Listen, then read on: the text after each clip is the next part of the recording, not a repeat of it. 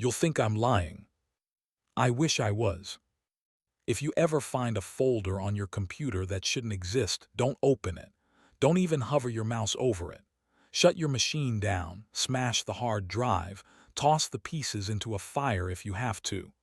Whatever curiosity whispers in your ear, whatever voice tells you it's harmless, it's not. It's already too late for me, but maybe it isn't for you.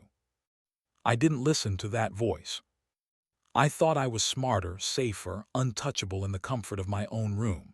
That's how they get you, this illusion that the screen is a barrier, that whatever horrors you scroll past at 3 in the morning can't possibly touch you.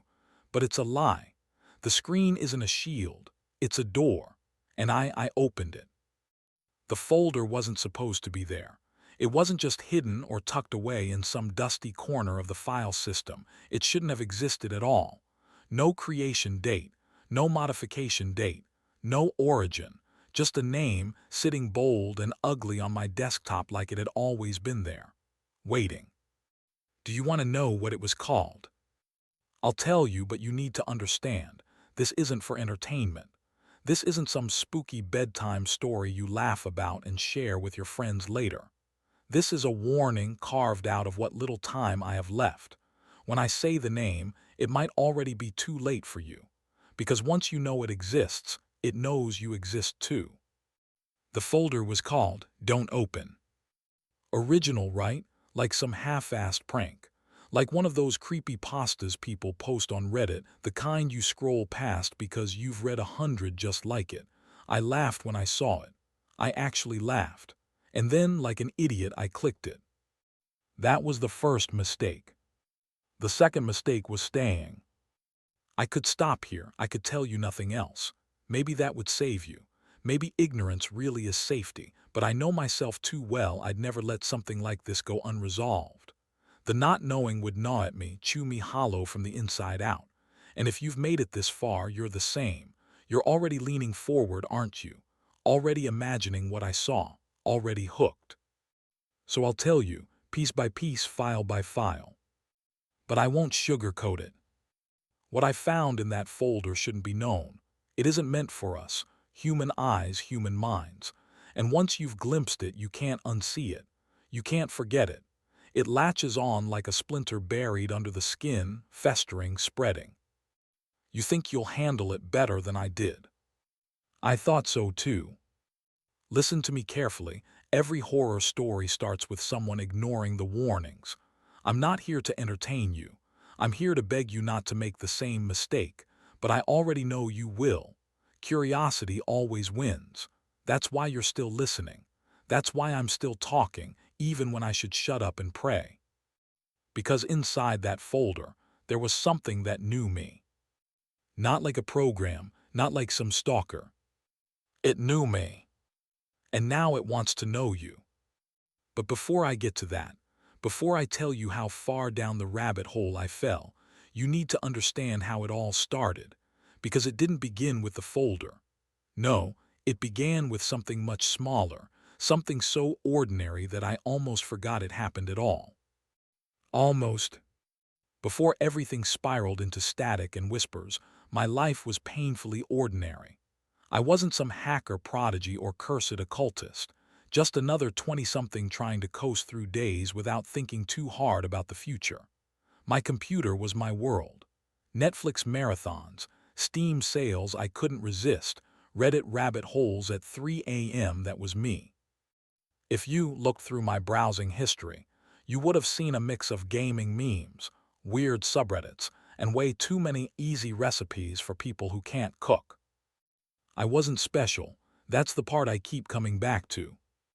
I wasn't special, but it still found me. Most nights I'd log into Discord, throw on some music, and play whatever game I was currently obsessed with. At the time, it was Phasmophobia. Something about ghost hunting with strangers who screamed louder than the ghosts themselves. It scratched the itch for cheap thrills.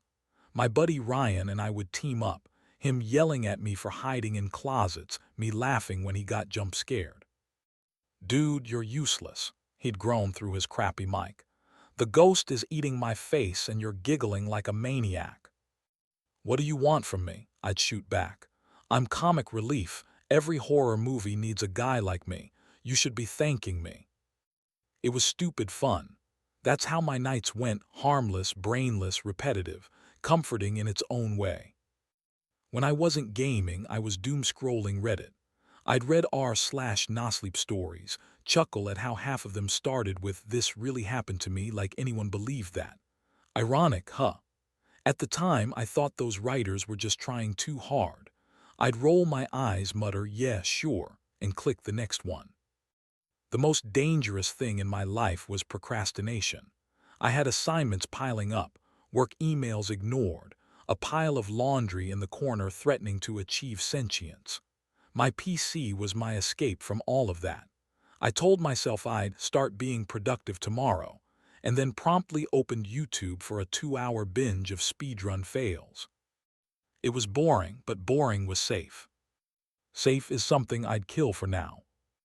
Looking back, I realized the signs were already there. My computer had been acting weird. At first, I thought it was just the usual lag or a virus from one of those sketchy free download sites I shouldn't have trusted. Programs would crash randomly. The cursor would freeze for a second too long, like it was hesitating. Once, my speakers crackled faintly even though no audio was playing. Probably dust in the wires, I muttered to myself, brushing it off. But the truth was, it unsettled me, just enough that I joked about it with Ryan. "Man, my PC's possessed," I said one night after the screen flickered mid-game. "Yeah, or maybe it's just old and you're paranoid," he shot back. "Delete your porn stash and it'll probably run faster." I laughed. That was Ryan, always reducing everything to a joke, and I wanted to believe it was nothing, just a machine hiccuping, nothing more. But little things piled up. A file on my desktop I didn't remember saving. A folder I'd swear I'd deleted coming back like it was haunting me. Once, my wallpaper changed to a pitch-black screen while I was away from the desk. I thought maybe I'd accidentally clicked something.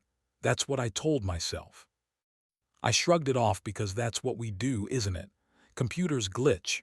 Phones crash. We don't think twice. But now I wonder, how many of those glitches are just doors cracking open, waiting for us to notice? Back then, though, I didn't care. I had more pressing concerns, like whether I should order pizza or microwave leftovers. I was sprawled on my chair, tapping through tabs, Discord buzzing with Ryan's stupid memes. Life was fine, monotonous but fine. That night, God, I remember it so clearly. I was browsing through Reddit threads, half reading arguments about horror movie remakes, half scrolling through cat pictures when something tugged at the corner of my vision. Just a little shift on my desktop, like an icon blinked into existence. I minimized the browser, blinked, leaned closer. It was sitting there, dead center on my screen, like it had been waiting for me to notice. At first, I thought I'd accidentally downloaded something, maybe some adware piggybacked on a torrent, but then my stomach knotted, because the folder wasn't just there. It was perfectly aligned, unnaturally centered, its name bold against the desktop background.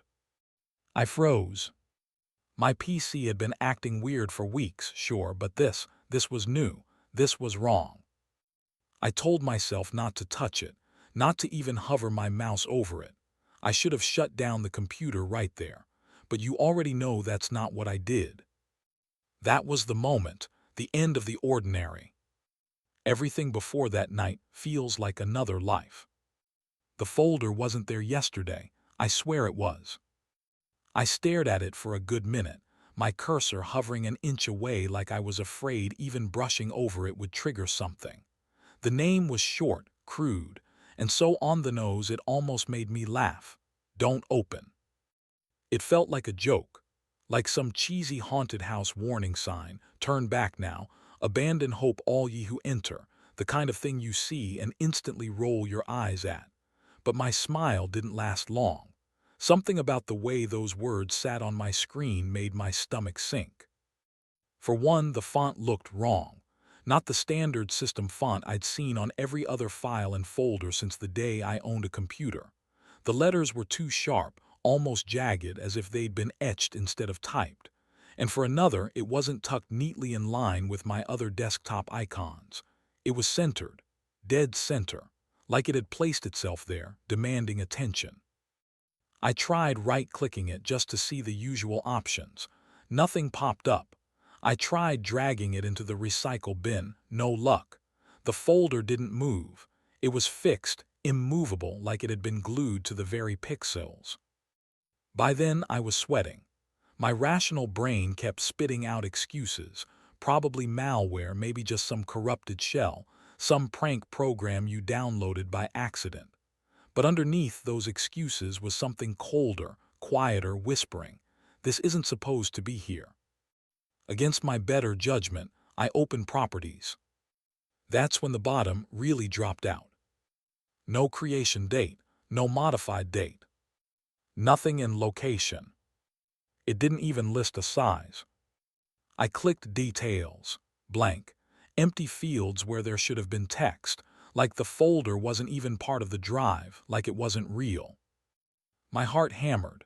Okay, chill, I muttered, trying to sound casual though no one could hear me.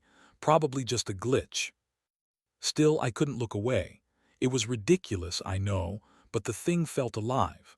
My whole screen seemed to bend around it. My eyes dragged back every time I tried to focus elsewhere. I should have shut down the PC right there.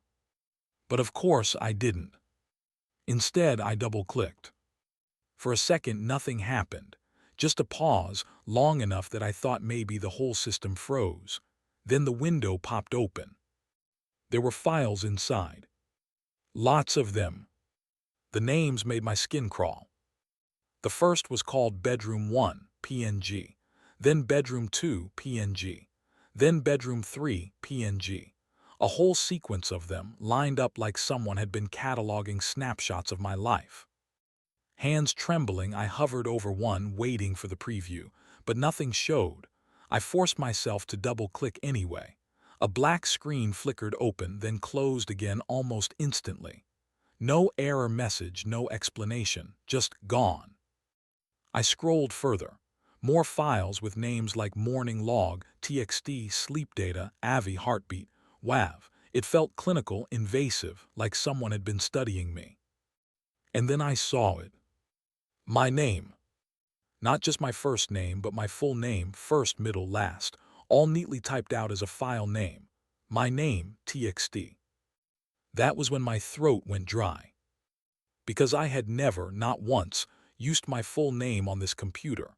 Not in documents, not in sign-ins, nowhere. I sat frozen in my chair, staring at it like it might blink. My hands wouldn't move. My brain screamed, delete it, but my body ignored the command. I couldn't bring myself to touch it. Instead, I messaged Ryan. Dude, I typed, I think my PC's actually possessed. He replied instantly. Lol, what now? I found a folder called Don't Open. It's got files with my name in it. Sounds like a virus, just delete it, stop being paranoid. I stared at the chat, his words glowing harmlessly on the screen, but something inside me knew this wasn't a virus. Viruses don't just conjure up your full name from nowhere. Viruses don't create folders that don't exist in the file system. I typed back, I can't delete it, won't move. Then reboot, worst case wipe the drive, easy fix. Easy fix if only. I looked back at the folder window, at the endless files stacked inside like dominoes, each one whispering my name without saying it. There was no way I was walking away without opening one. Not really. Curiosity had already dug its claws in, coiling tight around my chest. I closed my eyes, took a breath that tasted like rust, and double-clicked. The first file opened with a sputter, like my PC was choking on it. For a second, I thought nothing was happening, but then an image appeared. It was a photo, just a blurry picture of what looked like a kitchen. Not my kitchen, though. Some random stock photo-looking place with beige tiles and an ugly green fridge. I blinked, tilted my head. That was it. That was what I'd been so afraid of. Wow, I muttered to myself. Scary fridge, ooh, I'm haunted. I actually laughed. The release of tension felt stupid but good. I messaged Ryan again. Opened one, just some random photo, kitchen or something. LOLC, told you dumb virus, probably just junk files. Yeah, maybe. My fingers hesitated over the keys. I didn't want to admit how unsettled I still felt. It wasn't just the photo, it was how wrong it looked. The angle was strange, tilted, like the camera had been set on a counter and forgotten.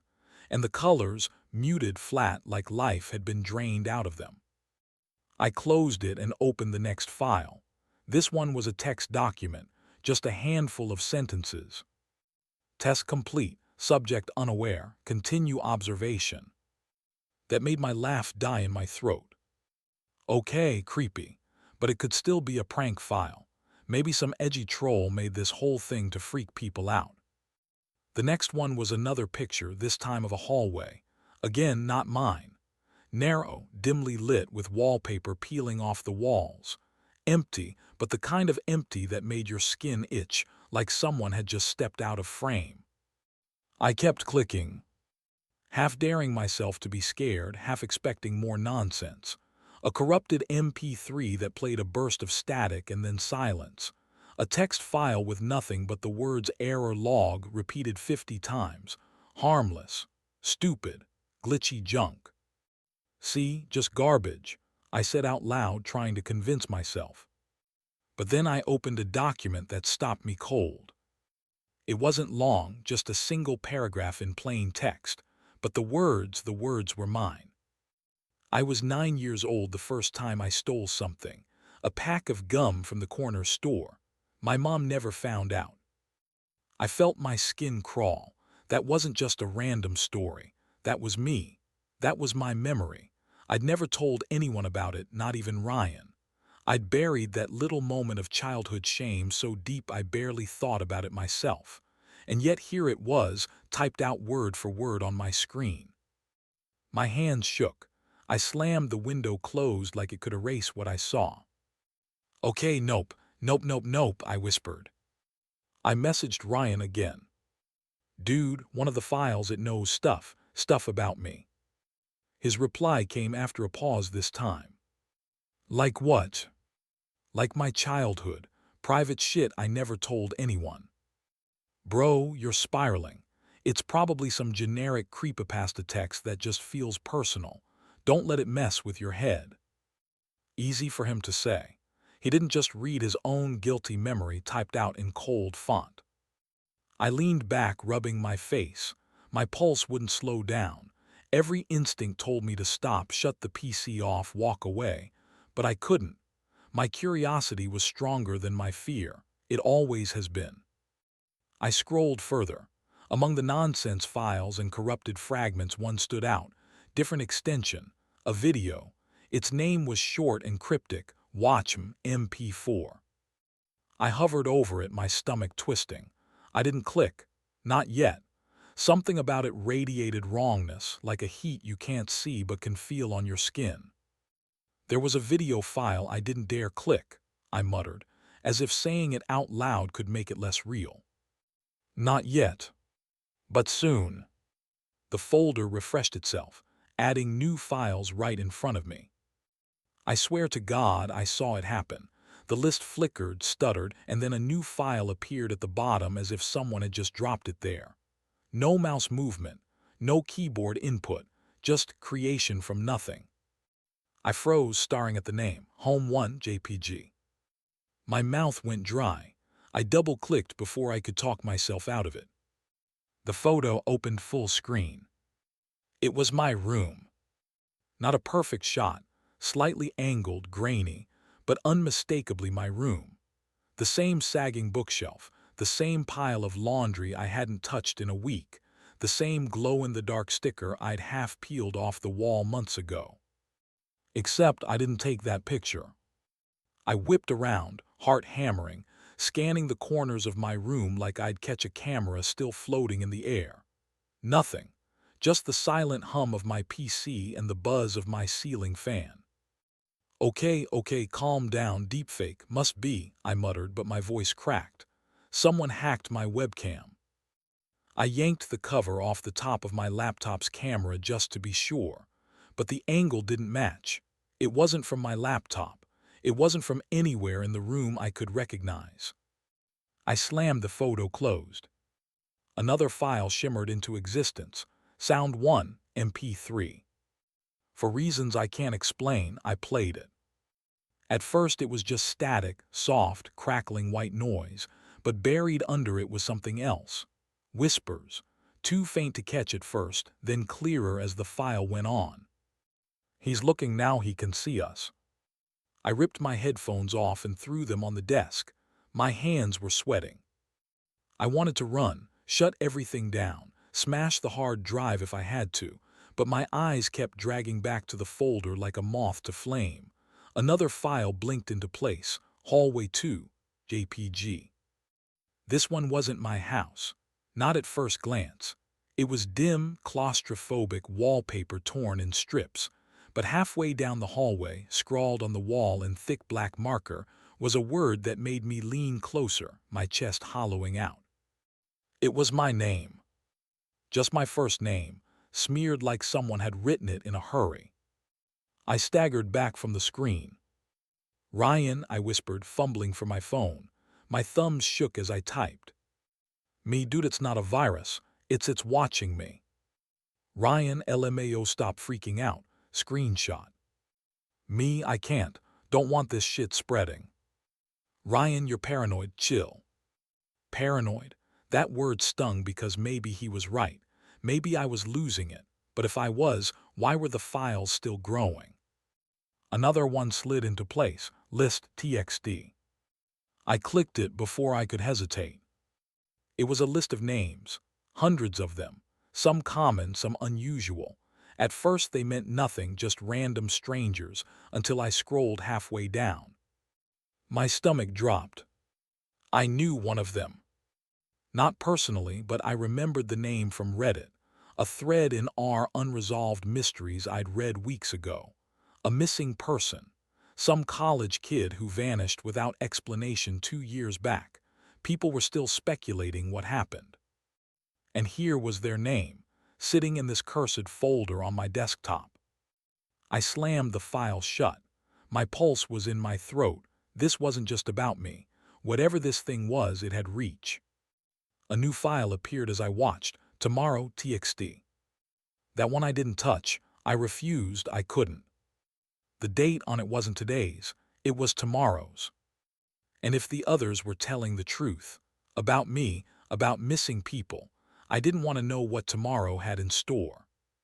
My whole body was vibrating now. I forced myself away from the desk, packing in circles like an animal trapped in a cage. I could feel my walls closing in, feel the weight of unseen eyes pressing down on me. My gaze flicked back to the photo of my room, burned into memory. If the angle didn't match my laptop, then where had the camera been?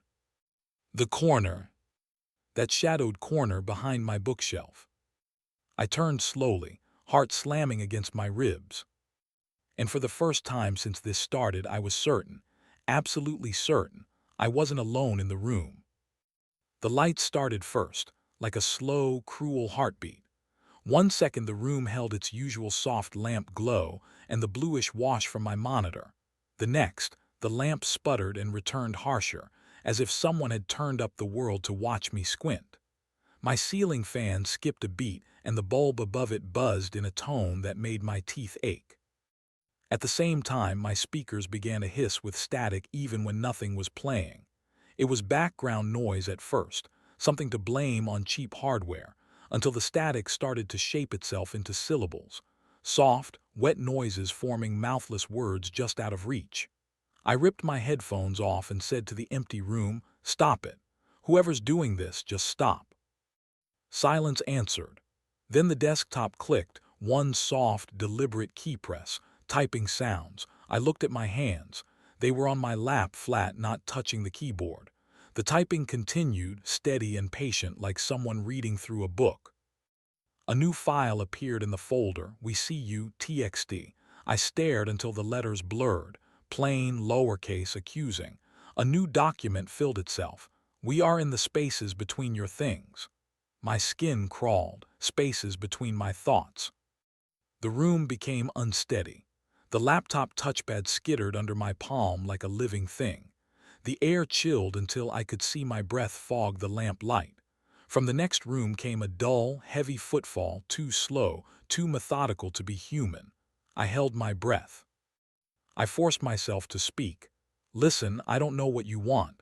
I'm not doing anything to you. If this is a prank, stop. The response came through the house before it came through the files. The lamp above my desk flicked off, then on. The speakers expelled a sigh of static that sounded like laughter.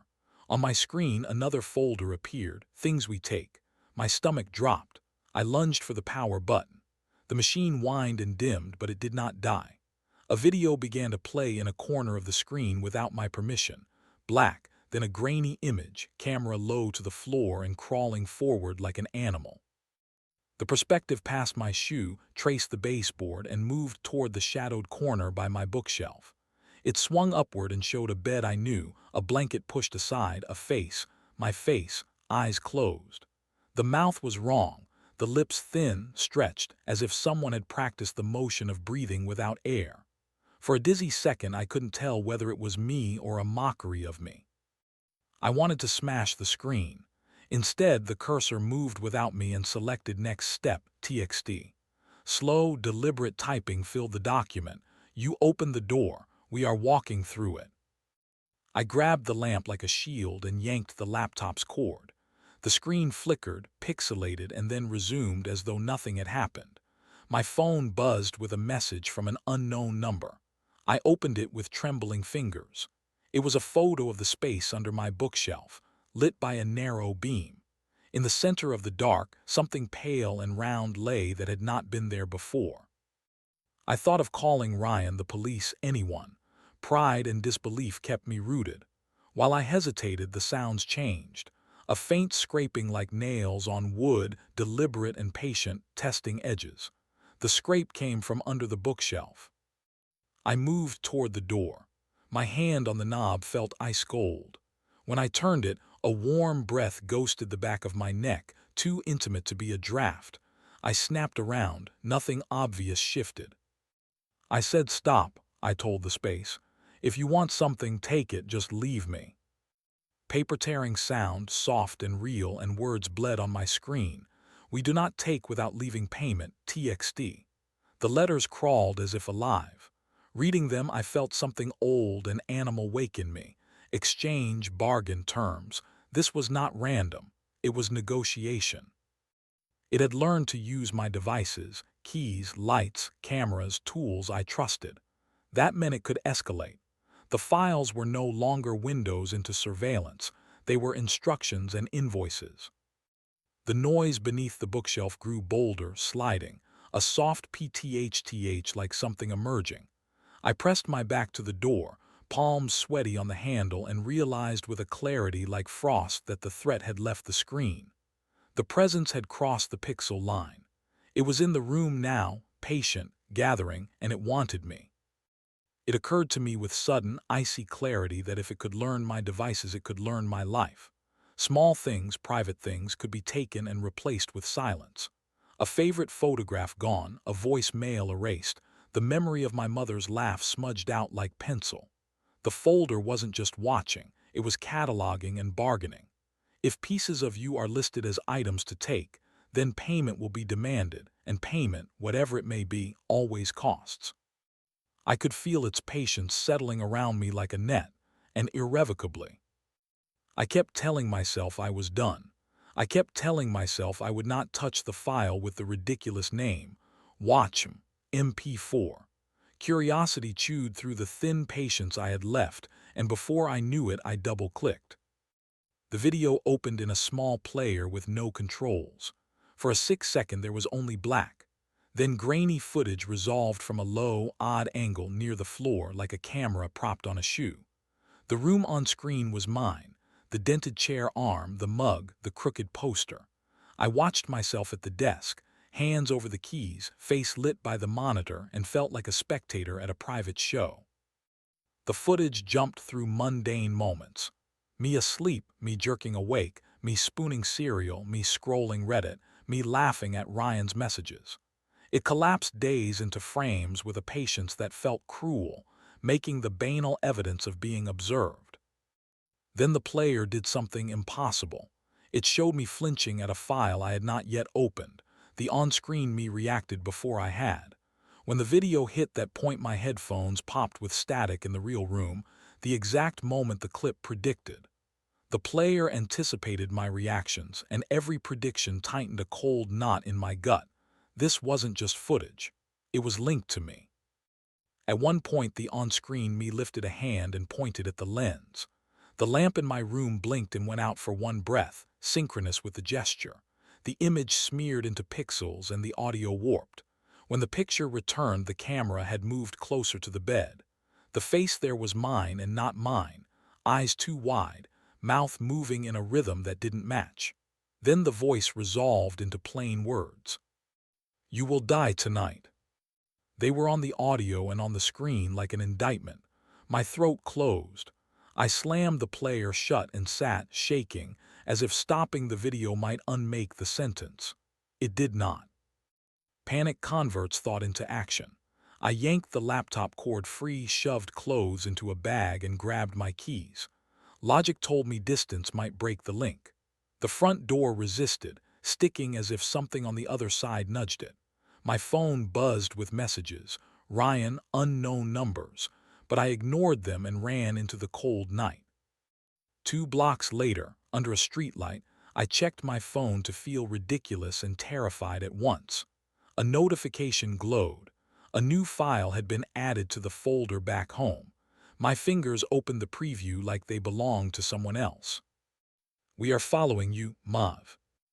I vomited on the curb. The folder had reached me. It had named itself in the world I had fled to, a voice that could insert files and threats wherever I was.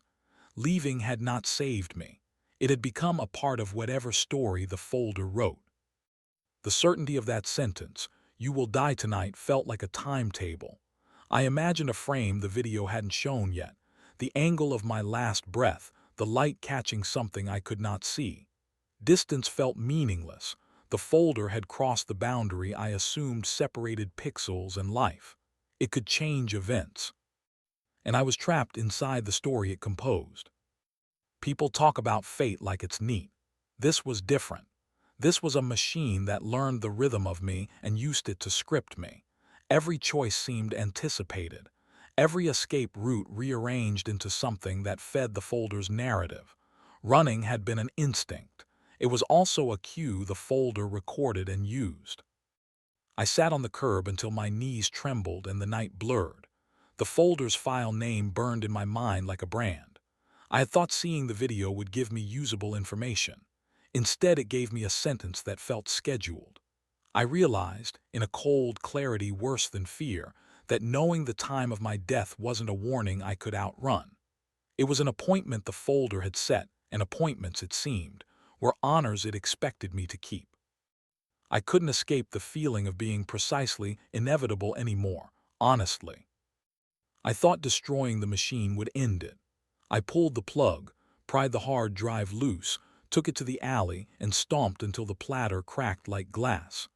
I put the pieces in a trash bag and slept in my car, convinced I'd severed whatever thread had attached to me. Morning was ordinary in a way that felt obscene. I checked my phone to call Ryan and calm my shaking hands. There it was, centered on my home screen. "Don't open." I hadn't synced anything. I hadn't connected that phone in days. I hadn't given it a reason to be there. I tapped the icon and shoved the phone away like it burned me. My logical brain offered up cloud backups and propagating malware. My irrational mind supplied a colder thought. If it could appear on a brand new device, nothing was safe. I texted Ryan, "Don't open anything." He replied later, "Why did you send me a file?" He sounded frightened. "My laptop has a folder called Don't Open." He sent a photo angled low, the shot framed like a camera left on the floor. His name was in the file list.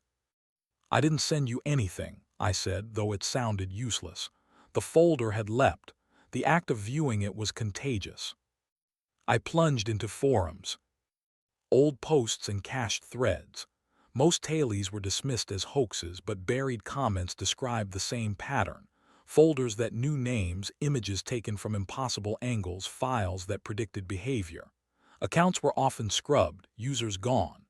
One cached post claimed people tried to stop it by formatting drives, replacing devices, moving cities. Some said it came back years later. An anonymous reply hinted at rituals, then vanished. Panic makes you experiment. I called the police and explained. The dispatcher was sympathetic but skeptical. The officer who arrived confirmed the drive was physically destroyed and suggested pranksters. Good luck with that, he said, and left me with a card and an empty feeling. Desperation drove me to Ryan's apartment. We traded devices like they were contagious. His laptop, my phone, an old tablet we wiped for testing, each showed the folder after a delay that felt deliberate. It propagated through our networks and accounts like a rumor. The files shifted to reflect their host. Images of Ryan's garage, a receipt from my old job, lists with names that made no sense. Then it escalated. A new text file appeared, final warning TXT. The letters felt like a punch. We sat in silence, neither of us opening it. Ryan, usually loud and cruelly comic, looked like a kid. "What do we do?" he asked. There wasn't an answer. Deleting was temporary. Destroying hardware was theater. Even our attempts to isolate devices failed. The folder adapted, learned, and exploited the smallest link, backups, shared accounts, Bluetooth pairing. It spread like mold or rumor, impossible to quarantine with logic alone. While I browsed, I found references to older incidents. One in a small-town forum where a user vanished after posting about a folder. Another where a user claimed their entire family's drives populated overnight. The more patterns I found, the clearer it became. This had been happening for years. I started losing time in research, eyes raw from scrolling. Threads hinted at more than pranks. Missing posters, comments replaced with numbers, bedrooms matching other victims. One post showed files that spelled a child's name, then "thank you." The ambiguity felt like cruelty. At night, every creak sounded like evidence. Ryan's panicked voice echoed. The folder was a parasite using our networks as veins. We had smashed hardware and found the system hollow. We powered down everything, left devices unplugged, and drove to different places hopping distance might work. For a few hours there was relief, simple, fragile. Then my phone buzzed. An unknown number sent a single file name. I opened it on a borrowed device and felt my stomach fall. Final warning, TXT. I did not open it. I couldn't. The folder's new name was clarity and dread sewn into one sentence. It was a deadline, an ultimatum. The thing wasn't content to observe. It warned, cataloged, and demanded. Desperation had sharpened into a new shape. We weren't dealing with code alone. This thing had agency. It learned the weakest seams, cloud backups, shared passwords, human curiosity, and used them. Sitting on Ryan's couch, surrounded by devices that betrayed us, I understood. Escaping logic wouldn't help. We were no longer troubleshooting. We were bargaining with something that knew our names, fears, and breathing too. I wasn't opening files. I was unlocking doors. The realization came slow and then all at once. I had assumed the folder was a voyeur, collecting footage and names for some sick archive. But voyeurism watches. This was building. Every file I opened, every reaction it recorded, every tiny panic it prompted was another piece of work, something assembling a crossing. It's easier to call it occult nonsense than to admit its mechanics, sequences that expect responses. The images, the whispers, the timed glitches, they weren't random. They were tasks. When I clicked, I completed a movement it needed. When I screamed, it learned the cadence. When I tried to delete, it noted how I reached for the mouse and translated that into knowledge. I thought of the names in the list. Missing kids, people whose threads had been scrubbed. Maybe they'd been like me, curious, bored, arrogant enough to think they could click a thing that rewrites itself. "Do you hear me?" Ryan asked, voice thin. He was exhausted. "Doors, seriously." "Yes," I said. "It's not files, it's a conduit, and we're the levers." He was silent for a long time. "So what, we stop clicking?" he said finally. "If it learns from us, ignorance might help," I answered. But I didn't really believe it. The folder had already adapted to everything we tried: reboots, wipes, even physical destruction. It used our networks, our backups, our very habits as scaffolding. It escalated. The content shifted from surveillance to instruction. New documents weren't photos, they were ledgers. Items taken, items owed, names paired with verbs. Memory became currency. I found a file listing things it claimed: my grandfather's watch, a voicemail from my mother, a video of my sister singing. The itemized tone drained them of sentiment and made them transactional. If it could take memories, it could unmake me. "You think it wants our stuff?" Ryan asked. "Not stuff," I said. "The anchor's what ties us to ourselves. Objects are just handles." The worst part was realizing I might have helped it. The folder didn't break in on its own. It taught itself through me. Each interaction widened its grammar until it could phrase demands. Once language is shared, boundaries blur. Once you know the shape of a door, you can push it. "You need to leave," Ryan said. "Now." "And if I run," I asked, "and the door follows?" That question had been haunting me. If knowledge can spread, if awareness is leverage, then letting someone else in by telling them is a risk. Words become not just warnings but invitations. I felt suddenly responsible for anyone who heard me. Maybe you are listening now. Maybe by learning this, you have shifted a hinge. I don't know how much I helped it. I don't know if telling you makes you safer or makes you a target. All I know is this: the folder was never a passive file cabinet. It was a machine that learned through attention and turned attention into access. If you value the things that prove you exist, voices, photographs, heirlooms, be cautious. Don't treat every warning like entertainment. I should end this here quietly, but some part of me still hopes that by sharing, maybe someone can find an answer I couldn't. Maybe silence is surrender. So consider this both a confession and a warning. You are now part of the story, whether you wanted to be or not. Be careful what you open and be careful what you tell others, because doors once noticed start to swing. I am sorry. I really am. Stay safe. I don't have long. The final file is here. It appeared tonight just after midnight. No flicker, no dramatic buildup, just there, plain and waiting at the bottom of the folder like a period at the end of a sentence. Its name is simple, almost polite: last file, exe. I haven't opened it. I won't. But even as I sit here, typing, I can feel it bleeding through. The speakers hiss without sound.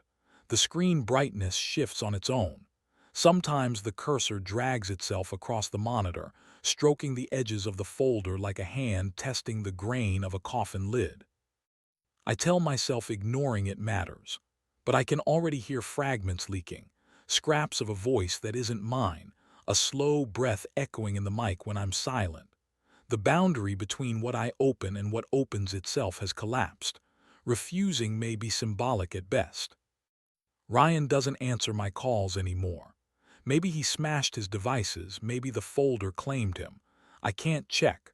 All I have left is this: these words spilling into the void, hoping someone hears them. Do you understand now? This was never just a story. This was never just a folder. Every time I clicked, every time I replayed the footage or read its lists, I was teaching it the shape of me.